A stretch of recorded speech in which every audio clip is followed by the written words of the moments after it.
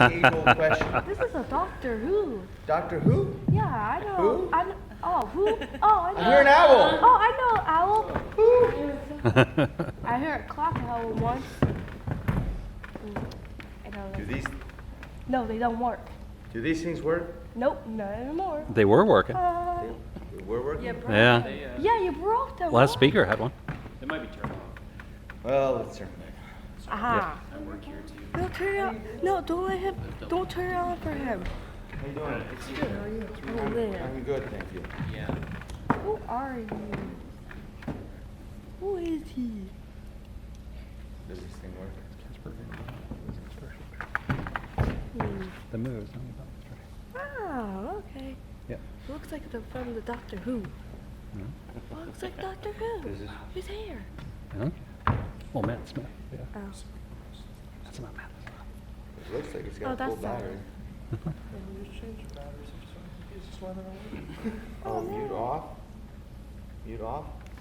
Yes. How do you do that? You turn it. Hello? Nope. Why can't you use your own voice? I can use my own voice. We don't have anybody back there, so I'm pretty loud. Can everybody hear me okay? Yes. Perfect. We don't need a mic. Haha. Unless you guys are trying to record something that you don't want to hear and play it back to me. Oh, so now you get a chance. Now I get to shoot. You Did you don't- have that you set don't up do because that. you wanted to take pictures of me that way? Oh, no. Let's go. I'll just pan over. There's also this mic if the audience wants to use it. The audience can totally use that. I don't know if we If even they need a mic. want. Do we have a... Does anybody that I can't hear? I can't I hear think- him because he's very quiet. You'll hear me if you See, there you go. There you go. Huh. You can hear me. I can. You can hear him. You All can right. hear him. So, Testing one more time. you gonna test him? Let's see. You want to retest? I think everybody can hear me. Can you hear me? No, I don't Are want you to. lonesome Stop, no, tonight? don't you dare sing. Can you hear me? Don't you dare sing. Tonight? He's a good Said singer. don't Stop. you sing. Oh, there you go. Singing's permitted. That's Yeah, me. it's- Hello? Okay. Well, let's go on. Yay! Hi, I'm Casper Van Dien. Welcome to my panel about me What it's and about? stuff. It's about. Starship Troopers. Woo! This man. So, and anything else you want to talk about? Unless I find it extremely obnoxious, and then I'll probably kick you in the teeth. So, leave that to know. Any question you want, unless you really seriously want to cause a fight, then we're cool. But you know, that's the way I roll. So, what do you guys want to hear about first? How you started? How I started? I was a zygote out in space. And then my parents decided to have sex. And somehow, it happens. That's how you were brought into this world. You said Sex that is not a S bad word. word. Yeah, no, it's gross. How you It's used it called is a how, gr- you know, Hell, it Yeah. depends. They were married. So it had the consent of God. Yes. God was like, dude, that's cool. Adam and Eve. This is my daddy. I know. Are you opposed to this conversation so far? Not at all. All right. Outstanding trooper, you know what to do. Service guarantees citizenship. Yes. Let's see. I guess my parents took me to see off-Broadway productions when I was a kid. My dad introduced me to films and watching them, and I loved watching a lot of films. I never slept much. I still don't sleep too much. I don't know why. I get addicted. I used to just get up and watch movies a lot, and at 7 years old, I saw an off-Broadway production of West Side Story, and then my dad took me to see the film. I went kicking and screaming and came back singing and dancing. I like to say. Like, no, I don't want to go see that. And then I guess he took me to see West Side Story with Natalie Wood. And I said to him at 7, I wanted to be the guy on the big screen kissing her. And he's like, that's my boy. And then I watched Tarzan movies because his favorite character was Tarzan. So that ended up being a thrill when I got to be Tarzan, to play my hero's hero. It was kind of surreal for me. It was a unique experience too. I moved out, let's see, I was I went to Admiral Ferry Academy, a military school in Florida. Grew up in Jersey though, but went to the school in Florida my last couple of years. And then I went to Florida State because after going to an all-guy military school, Florida State was 3 girls to every guy. So I was motivated by girls. And then I decided to take theater there because I figured more girls than guys, and most of the guys are probably gay, so that, you know, there'll be more girls for me. But I got hooked on theater. And again, I've been hooked on it when I was young, but watching it in military school, it was all guy military school. We didn't have Romeo and Juliet because I would have been the guy that they would have chosen for Juliet, and that just wasn't going to happen back then. Now, I would love it. It would be fantastic. I wouldn't care. I don't know if they'd cast me. My jaw doesn't look quite like Juliet's. But I then started that, and then a manager, my friend, I was working at this gym in Florida, and he said, you should do this modeling thing. And I was like, nah, I'm not a model, I'm too dorky and weird. And I went over anyhow with my friend, and I went from one coast to the other coast, this competition, and I won. I won the runway, even though I was short, and I won the commercial print. And then somebody sent that tape out to a manager out in LA who got his Magnificent Seven.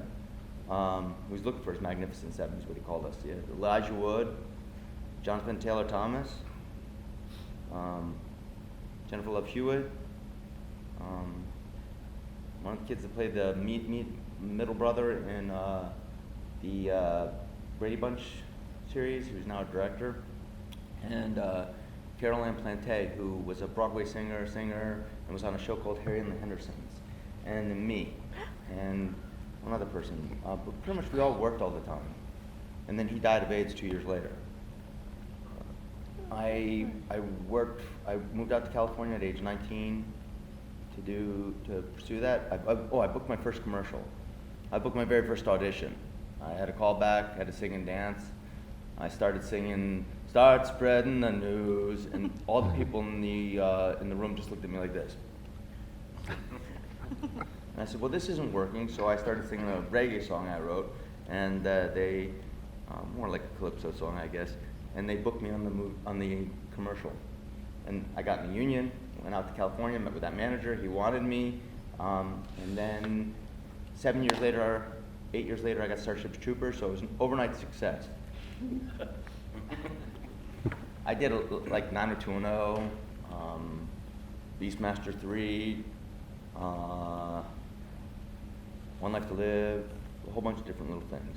And then I got Starship Troopers, then I got Tarzan, Modern Vampires, which then got me Sleepy Hollow, and then a couple other things. I'm still working. I did Mortal Kombat. I won Best Actor last year at the Webby Awards for Johnny Cage.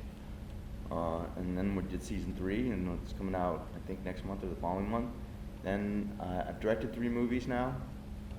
I won Best Film at the Fort Lauderdale International Film Festival for my second film, and then I won Best Director for that film at the San Francisco Film Festival, and then Lifetime bought it, and my second film just got bought by Lifetime again. I mean, my third one. I'm in Interns of Field, which is on Screen Junkies, and I play Hawk Guy. My episode airs tomorrow. Let's see, what else? I did a whole bunch of other things. I've got Isra 88 coming out with Sean Mayer, who's in Firefly and Serenity. I did Con Man with Alan Tudyk and Nathan Fillion. Nathan and I were on One Life to Live 152 billion years ago, back in the Stone Age, when they filmed things on film. I think it was taped then, too. Let's see. So, what questions do we have? That's how I got started. Yes, Jenny Lou Wonder. What do your daughters think about your career? Has it ever been, do you have any embarrassing stories about that? Do I have any my girlfriend wants to know if I had any embarrassing stories from my daughters. Mm-hmm. Starship Troopers is a rated R movie. Should I know? I'm just telling you this because the story relates to that. My daughters are 14 and my youngest daughters are 14 and 12. But when they were 8 and 10, I was in the line to pick them up at school, and Fly Delta, check in now. Oh, I can. Okay. I went to pick them up at the parent line, and these kids go. I get there. They're 8 and 10 at the time, and as I pull up, these boys who were 8 and 10, about 6 of them, go, "Mine, Celeste, Johnny Rico, mine, Celeste. Your dad was in Starship Troopers," and I go, "What are you kids doing watching Starship Troopers?" And they're like, "Our dad made us watch it with him." So, they talk for 5 minutes to my daughters. I'm waiting for them to get in line. I'm saying hey to a parent, and my daughters get in the car, and my daughters go, "Dad," Maya, my oldest one, who's 10, she goes, "Dad, were you really naked in Starship Troopers?" And I go, "Oh, yeah. She goes, "How could you do that to me?" And then Celeste, my other one, said, "Wait, you mean like naked? And I go, yeah. She goes, "Oh my God, my life is ruined." And it was my longest 3-minute ride home ever. So thanks, Jenny, for bringing that one up. It's my favorite story. Yes, sir. Yes, Roughneck. Yeah. Hoorah! Rico's up next. Hoorah! You know what to do. You want to live forever? Hey, what about like Tarzan? Do you have any funny moments from working on any individual sets? Sure. Tarzan. Now, I'm the only Tarzan film to film entirely in Africa. And I'm the only Tarzan to ever ride on an African elephant in a film. That being said, they're amazing animals. And one day I'm riding on the big elephant and Jane's riding with me, and then I have to jump off, and the baby elephant's falling behind. Baby elephant is a 1.5 tons. Basically the size of like a Volkswagen Bug, and a little bit bigger, but with tusks. I jump off the elephant, the big one, and then Jane jumps off and I catch her in my arms, and her name is Jane March, so her character name and her name are the same. And she was a little girl. She was just tiny, so I could catch her. And I get down, and the elephants we're supposed to wave like this, and they're filming, and the little baby elephant, instead of walking off, it kind of rubs its head up against me. And I push the elephant's head in the camera, kind of like this, just kind of move it along. Now, first of all, I'm going to do you the thing that they never did for me. Never, ever, ever, ever, ever push a baby elephant's head. The elephant turned around on camera, so the camera's there. The elephant was supposed to walk by, but it turned around so its butt is to the camera, so we don't see anything that happens afterwards, except for the ass end of an elephant. The elephant does that, its ears go out and go, and I go, "Jane, run!" She runs, the elephant charges, it hits me in my stomach, I grab onto it with both tusks, it lifts me 4 feet up over its head, and then slams me down. And I'm like going like this. And then it backs up, its ears go out again, they come in and they start getting it away from me, taking it and doing whatever they have to do, and I'm climbing up the rock, big giant rock that's near me, and they're like, "Oh, Tarzan, because they couldn't remember my name. Tarzan. You never ever push baby elephant's head. It will want to play." And I'm like, "Yeah, thanks. Good thing you grabbed onto the tusks, or it would have run right over you." I'm like, "Yeah, thanks. I'm gonna go change my loincloth."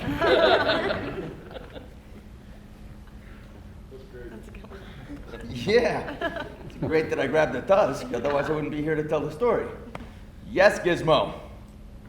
How do you know I was Gizmo for the first? Okay.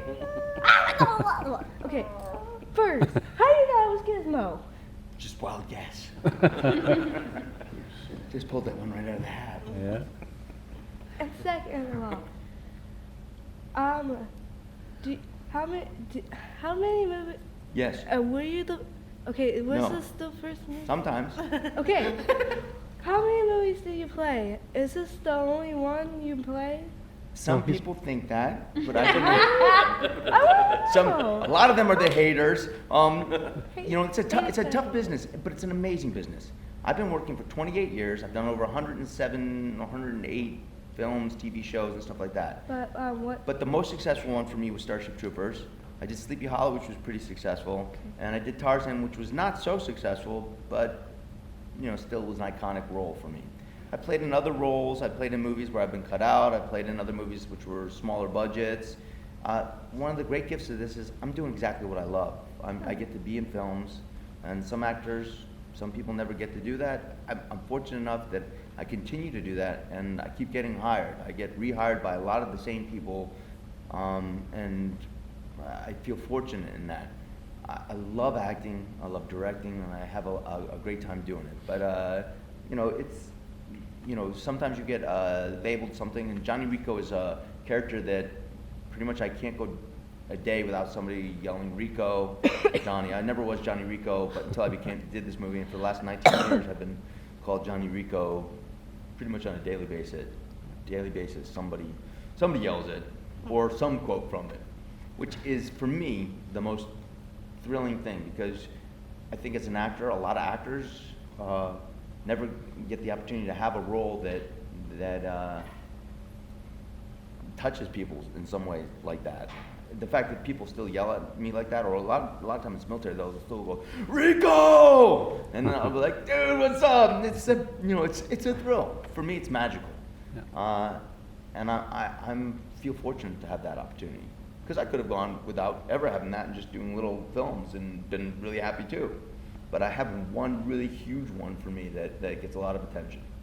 There's a couple others that do, and sometimes somebody else will come pull just some obscure thing out of the hat, but it's an interesting business. There's also in those small movies, like a lot of people, my agents at the time, were saying that I should not have done this little movie called Modern Vampires. But if I hadn't done that, Tim Burton would never have seen it and wouldn't have hired me for Sleepy Hollow. So then I got to work with Johnny Depp, who was one of the coolest actors, and a whole bunch of other people, just because I did this little silly movie that Tim Burton thought was awesome. So you never know. There's a lot of haters in the world, and there's a lot of people that say this, but there's also a lot of awesome fans, which is, people that dress up in uniforms and come in with tattoos or drawings of tattoos and gizmo costumes and things like that. And people have asked me, they said, what do you think of people that do that? And I go, it's what I do for a living. I said, I love it. And I love that there's people out there that are huge fans of making films and comics and TV shows as I am, because I love it so much that I chose this is what I decided I wanted to do for a living. And sometimes it's really hard for people to make a living in it. And it's not the easiest thing. There's a lot of negative sayers out there. There's a lot of people that will say you can't do this, you're too tall, you're too fat, you're too short, you're too thin, you're too old, you're too young, you're too, there's a lot of things. Often they would say to me, we didn't buy you as a father because you look too young. I go, I got 5 kids. I've had 5 kids for, my 12-year-olds. Yeah, I have a 12-year-old, so for 12 years I've had 5 kids. But now I'm older, and people accept me as a dad a lot easier. I never heard someone say that you're too old. You never heard that? No. You will. Yeah. You will someday. I I hope you don't, but chances are you will. And it's just people sometimes are afraid or limited or they don't know what they're saying could actually be hurtful. Sometimes it happens that way, and sometimes you have to have just a little bit of forgiveness for them beforehand, or you have to have really, really, really thick skin. But he's acting like a soldier. He is. He's doing this. Outstanding. He's doing this, and now you're doing this. It's outstanding. Why you guys are acting like soldiers? You'll Why do you act understand like it Gizmo? after you, Why yeah. is he acting like a soldier? You'll understand after you see Starship I know. Troopers. But Now let me ask some other. What else do you have? You have another one? Yeah, no. oh, I don't know what character. So you play as Futuristic Marine. Yep. And who? Johnny Rico. Yep. He's the hero. Yeah, I get the girl. He's the hero. Yeah. both are Kills the girls. I bugs, get gets two the girls. girls. I got a great girl right now. She plays Wonder Woman. Yeah, that's what I said. Oh, putting the gizmo head on. Oh yes, Any I other do. I questions? want to trip you out. Yes, Trooper. Yes, sir. Yes, sir. How was the move from actor to director? Is that something that kind of came natural from being on set for so long, or is it? I think I love watching directors. I grew up watching different films, and I became a big fan of John Ford when I was little, and then I got introduced to Kurosawa, and of course Steven Spielberg, and just a lot of interesting directors for me to just watch, and then I got to work with a lot of cool directors. Paul Verhoeven, Starship, RoboCop, Tim Burton, everything. Carl Schenkel was my Tarzan director. He did Night Moves, and he was interesting for me to see. Russell Mulcahy, I did Curse of King Tut's Tomb with. He did The Highlander, and now he does Teen Wolf TV show. Yeah. Not like my So, sister, like just cool directors. I like to study what they did, and I had the opportunity a couple of times beforehand, but I didn't take it. And then Sleeping Beauty came up for me, which was an Asylum Films who do Sharknadoes, and every single director they had, I turned it down because supposedly the script wasn't that good. And then I got over there, and they told me I had to rewrite the entire script to fit the castle we had. So I did, and I got to shoot it, and it was with my family, which was kind of cool. And my daughter, who's now working all the time, was playing the lead. And I had one of the guys from, what's that show? Finn Jones plays, it's in, it's got dragons and stuff. Oh, Game of Thrones? Game of Thrones, yeah. The Oh, lead was yeah. from the Game of Thrones. And then Olivia Dabo, who was in Conan and The Wonder Years and other stuff. And then, yeah. And then I asked Michael York to do the narration for it. Michael York is a fantastic actor who was in The Three Musketeers originally. He was in Mike Myers' Austin Powers movies as Basil, Exposition. Logan's Run. Logan's Run was a great movie. Oh, yeah. I got to walk up Masada with him when we did the Omega Code together. It was incredible in Israel to be with that man. What an incredible man. I was there also for his Walk of Fame star. We got any other trooper questions? Oh, there we go. I've always been curious about Paul Verhoeven's direction with Starship Troopers going in. Like, were you under the impression that it was going to be such a satirical take on everything, or did you just go at it as strictly like an action movie? I read the script, and the script was pretty straightforward in a sense of humor. And I was pretty astonished that, because I had read the book when I was little, and I was like, wow, I didn't know when I was little, at 12 years old, that I would understand this kind of dark, sick, perverse sense of humor. And then when I reread the book, and it was nothing like the script, it just was, I realized it was the jumpsuits that attracted me, that they could nuke, and that they could jump a mile in them and blow torch and destroy bugs. It would take 6 of them or 8 of them to clear a planet. So I realized that was what I liked when I was little, just blowing things up kind of thing, and it wasn't the satirical sense of humor. The dark, sick, perverse sense of humor is Ed Neumeyer, the writer, and Paul Verhoeven, the director of RoboCop. It's the same sense of humor, same sense of sensibility. Ed has become one of my best friends, and I would take him everywhere with me, and I just love him. But I understood that it was a dark, satirical. I mean, you see Neil Patrick Harris in a Nazi-esque uniform. You see, you going, saying, "Well, we know there's a bug now. Well, we got to go back to pee." Got to go back to pee.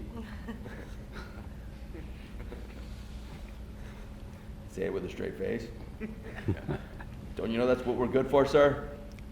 To go back to pee? Oh, I've been accused of being not so quick sometimes, but that one I've read, so it was pretty easy. I loved it. I thought it was wonderful and witty, and I still think it is. And I've read a lot of his other scripts, and it's just some of his humor is so. People are like, wait a minute, he couldn't be joking about it because that would be absurd, and so I love that. Anytime he does something like that, I think it's pure genius. I think it's only gotten stronger over the years too. Yeah, the humor has been more and more appreciated now, and people, at first they didn't get it. Oddly enough, in America, it was where they didn't get it. In England, they got it, and in Japan, they just loved it because it had bugs and explosions. And in France, they got it, and in Germany, didn't want to get it. But it's something that has stayed strong, and it still plays to this day. I mean, it's on all the time. There's times where it's on 3 different channels the same night. One time at 7, another at 7, and the other at 8. And you're like, what? So it's just a movie that plays all the time. And I have people come up and comment it all the time to me. And I think, because if it was just bugs and popcorn and bubble gum, then I don't think it would have the longevity. But the satire, the dark sense of humor in it, that satire really sticks to people, and people like later they just, it either irritates them, questions them, or gets them really excited, or like, oh my God, can't believe I missed that, or oh yeah, that's right, that's what it is. So I think that it just pulls at people and draws them in more. For me, it's something I talk about on a daily basis. So I don't know. I love it. I love that it brings up that kind of conversation still, and makes people ask that kind of question. I had a question. Would you be interested in any video game voice acting roles later in your career? I would be interested in them right now. Oh. So I would totally do that. I have an audition for one this week, so we'll see. Care to tell? What? Care to tell? It's just an audition. So I mean, it wouldn't be like I could for the new Batman video game. So, but I don't even know what role. It's just an audition. That doesn't mean I would get it. In fact, it's far and few between. That's the actor's life. Is you go on so many things. There was once an audition in the breakdowns they were looking for a Casper Van Dien type. And one of my friends who was going out for it, who looked a lot like me, this is about 10 years ago, he goes, they're looking for a Casper Van Dien type. It's so funny, it's in the breakdown. So my manager called up and said, hey, look, I got Casper Van Dien. He goes, no, we don't want him. You want somebody that looks like him, talks like him, and acts like him, but we don't want him.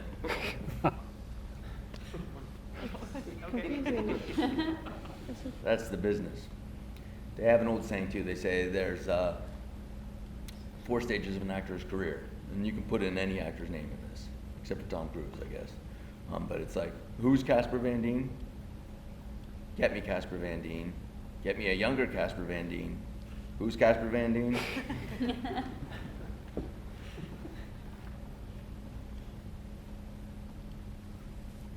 Yes, Trooper. So what was it like working with Paul Verhoeven? You get screamed at a lot. Yeah. Yeah. Exactly like that. He goes, bugs, bugs, bugs, bugs, bugs, bugs, bugs, ah, the bugs are coming, the bugs are coming. Do it like this, it's funny. I can yell her. Yeah, you can yell her. I can blue her. I can red her. No. I can green her. No. You could sing like I can pink her. Yeah. I'm a him. Yes. Yes, Not you. I'm exactly. sorry. No offense. Yes, Jenny Lou Wonder. So, not all of us have been able to do the things that you've been able to do. With Starship Troopers, you did a world tour, and you've been to over 50 countries. What was your favorite country, and do you have a cool experience as to why? Starship taking all over the world. I do love that. My favorite country architecturally is Paris, Paris, France. It's gonna be tough. Country, New Zealand, I loved because it's like the Garden of Eden, and it looks just like, if you ever seen those movies, I don't know, the Lord of the Ring things. Yeah, Those little things? Those little things kind of looks just like that. So it's pretty spectacular. I did 2 films over there.